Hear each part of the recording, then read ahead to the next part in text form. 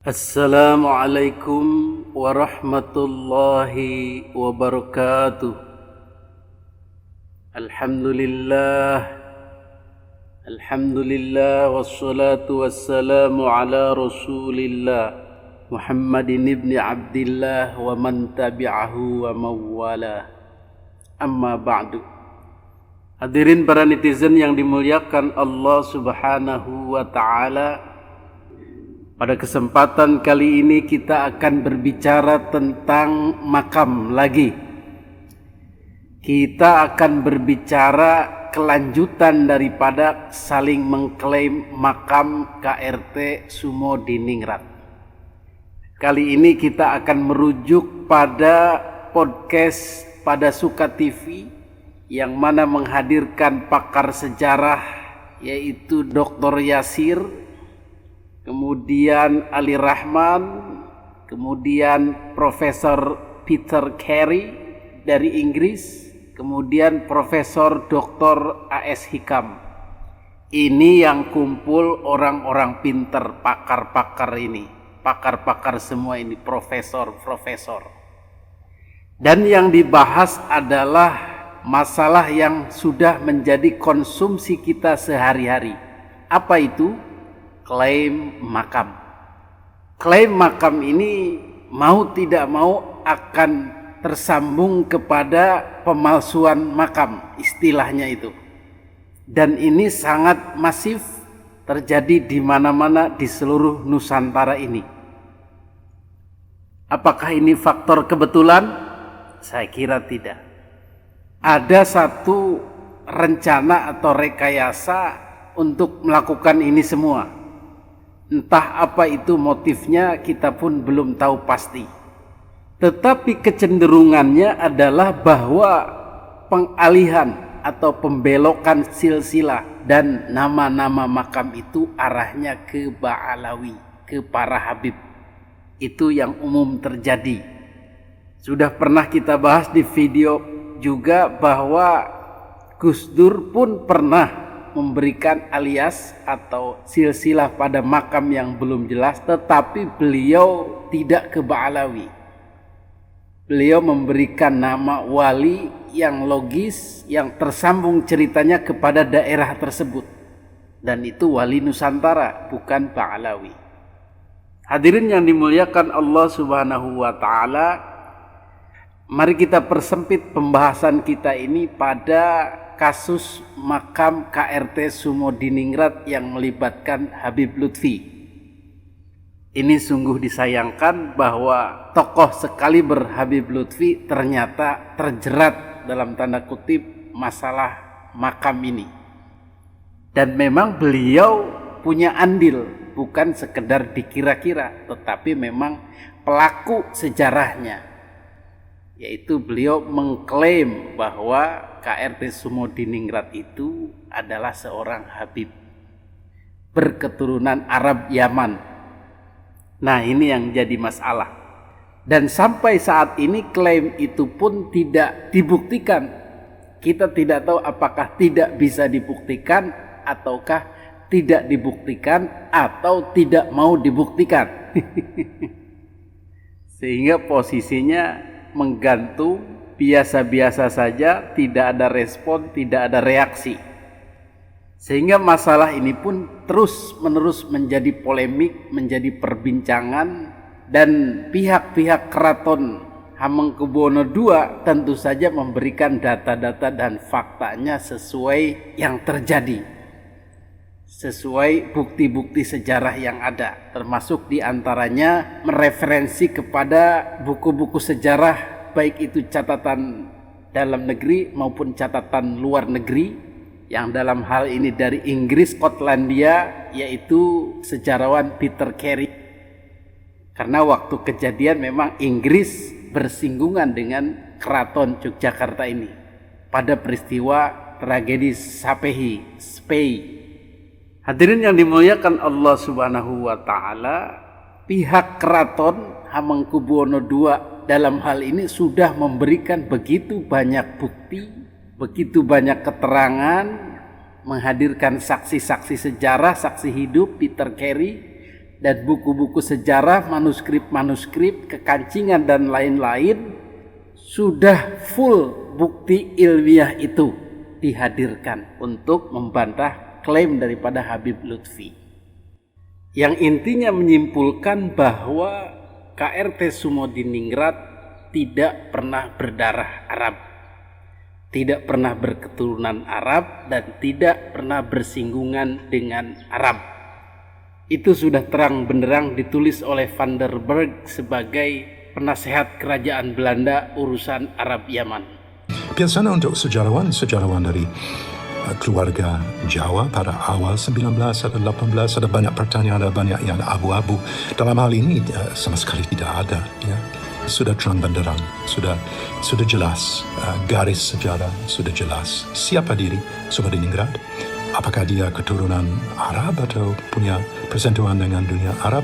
Ya, kita tahu dari buku LWC van den Berg, Lodewijk Willem Christian van den Berg yang menjadi advisor for Inlandse Zaken pada tahun 80-an yang mempublikasikan satu buku yang sangat penting sekali, La Hadramaut et les colonies arabes dans l'archipel-Indien, Yemen Selatan, La Hadramaut, dan komunitas Arab di Nusantara pada abad 19, akhir abad 18, bahwa sama sekali tidak ada persentuhan ya, di dalam keluarga Sumodiningrat. Ada keluarga dari Hadramaut yang terpandang sekali seperti Bak Kaiban yang menikah dengan keluarga dari Pangeran Bintoro, salah satu putra dari Hamengkubuwono I, Sultan Hamengkubumi, dan anak mereka adalah Bupati Magelang, Kiai Tumenggung Danonegoro, yang Danoningrat yang meninggal secara mengenaskan pada bulan awal dari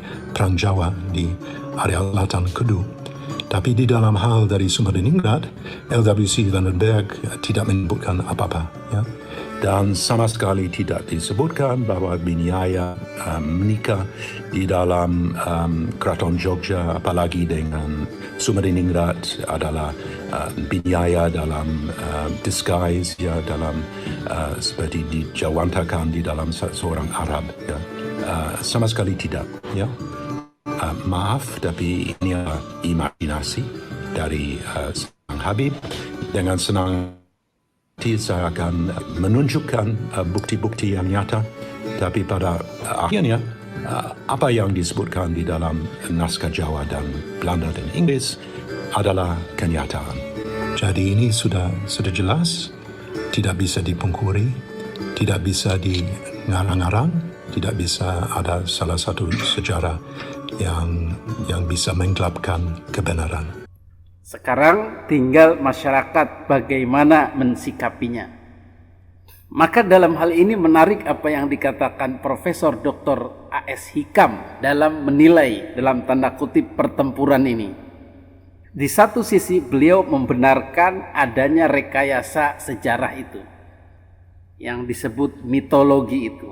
Jadi rekayasa sejarah ini akan menjadi kuat dan tak terbantahkan ketika sudah masyhur, sudah tenar, seluruh masyarakat sudah menerimanya. Ini akan menjadi kebenaran sejarah dan sulit dibantah. Yang kedua, objek yang diklaim ini tidak punya bantahan, tidak punya bukti apapun untuk membuktikan kesalahan dari klaimnya itu. Nah, untuk kasus ini wassalam. Berarti yang menang itu yang klaim dengan suara terbanyak itu, yang sudah diakui masyarakat umum. Tetapi pada kasus KRT Sumodiningrat ternyata objek yang diklaim ini punya bukti bantahan yang lengkap. Dengan kata lain punya gigi lah begitu, punya taring. Ibarat dunia hewan predator itu seekor singa yang memburu landak. Ketika hendak memburu dan memangsa landak, maka singa itu gagal. Karena apa? Karena ada cucuk-cucuknya itu, duri-durinya itu. Dan tidak berhasil mengklaimnya atau memangsanya. Klaim-klaim yang berhasil adalah pada mangsa-mangsa dalam tanda kutip yang tidak berduri. Tidak punya data, tidak punya silsilah, tidak punya keterangan, ya udah langsung diklaim beres, tidak punya bantahan. Tetapi untuk kasus KRT Sumodiningrat ini cukup banyak bukti dan bantahan sehingga klaimnya kemungkinan gagal. Ini setidaknya kesimpulan yang bisa kita ambil dari pemaparan Profesor Dr. A.S. Hikam, yang mana beliau akhirnya menyatakan bahwa dengan bukti-bukti saintifik, bukti-bukti sejarah, saksi-saksi sejarah, dan fakta-fakta yang tak terbantahkan, maka klaim yang imajinasi tadi, yang halusinasi tadi, yang berdasarkan anggapan-anggapan dan karangan-karangan terpaksa harus dikalahkan oleh bukti-bukti atau fakta yang sahih, yang valid, atau qarinah atau bayinah, harus mengalahkan dugaan. Ini menurut Profesor Dr. A.S. Hikam. Mengenai fenomena pertarungan antara apa yang mungkin akan saya bisa juluki antara pertempuran atau pertarungan antara sejarah dengan mitologi. Jadi ini dua hal yang sebetulnya memang sering kali bertemu, kadang-kadang bekerja sama, tapi sering kali juga sangat bertentangan. Nah, oleh karena ini, karena itulah maka kita harus mempunyai sikap ya di dalam persoalan ini. Sebetulnya apa yang akan kita pakai sebagai dasar, karena dua-duanya antara sejarah yang sangat berorientasi pada keilmuan sekarang ini dan mitologi itu dua-duanya mempunyai apa yang disebut sebagai klaim kebenaran atau truth claim. Ya, sejarah ya seperti dikatakan oleh Pak Yasir, oleh Peter Carey tadi itu mengklaim sebagai kenyataan yang tidak bisa dibantah lagi. Nah, tetapi model truth seperti ini tentu akan di-challenge juga oleh truth yang dikemukakan oleh mitologi. Nah, challenge-nya adalah misalnya, buktinya rakyat percaya kepada kami. Kalau sudah soal percaya-percayaan ini, kan kemungkinan ada kalanya yang sejarahnya yang klaimnya sudah sangat kuat tadi itu malah seolah-olah menjadi menjadi yang harus bertahan, menjadi defender.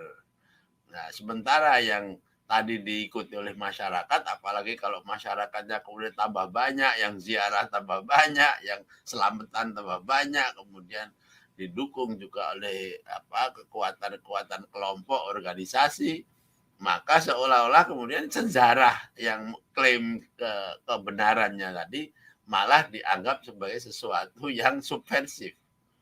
Nah, tapi sebaliknya juga bisa terjadi, yaitu ketika misalnya kepercayaan masyarakat yang sudah kuat itu kemudian merasa mereka akan dihilangkan oleh para ilmuwan, para penguasa yang menggunakan sejarah itu.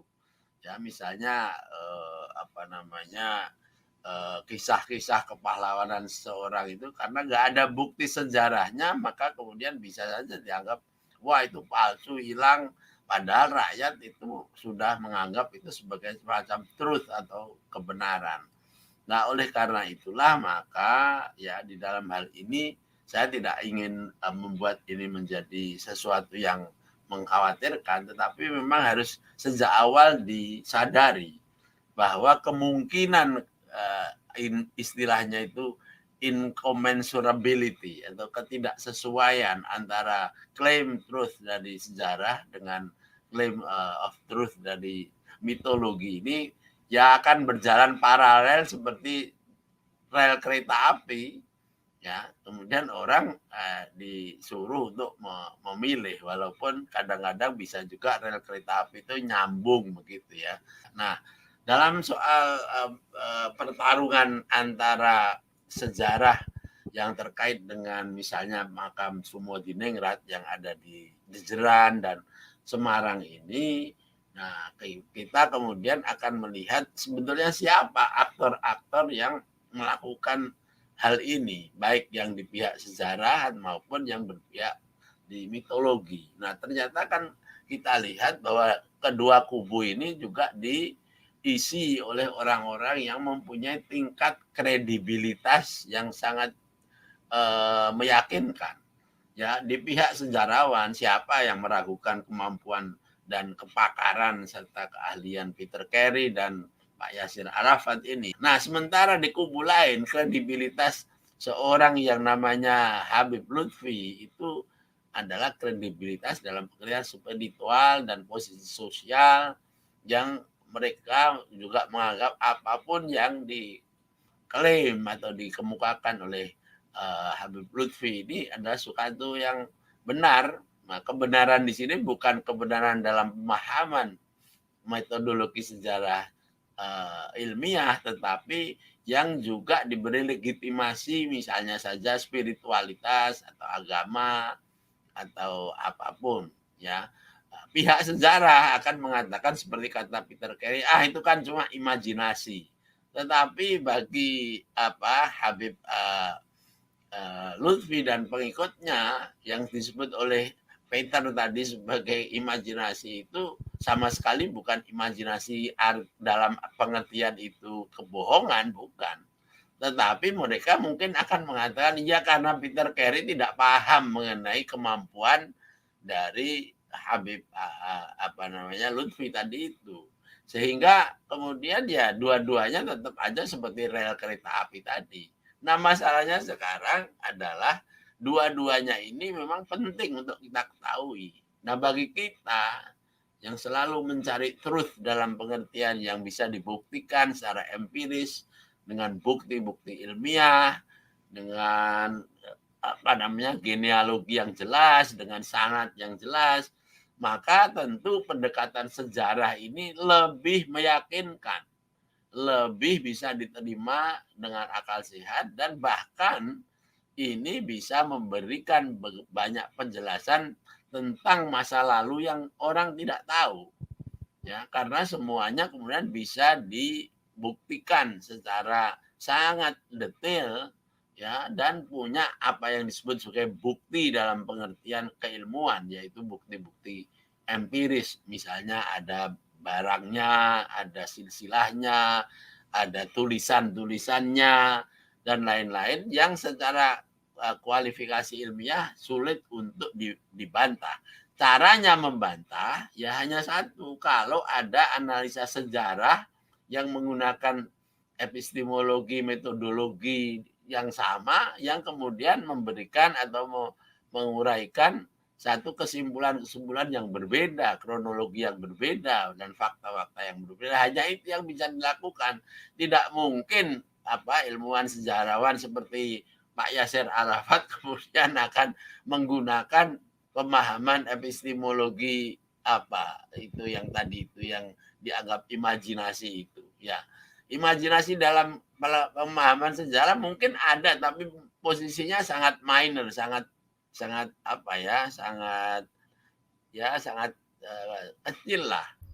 Jadi dalam hal ini untuk sejarah-sejarah modern yang sudah ada datanya, ada faktanya, maka halusinasi ini atau imajinasi ini atau hayalan ini, karangan ini harus dikalahkan oleh fakta yang jelas.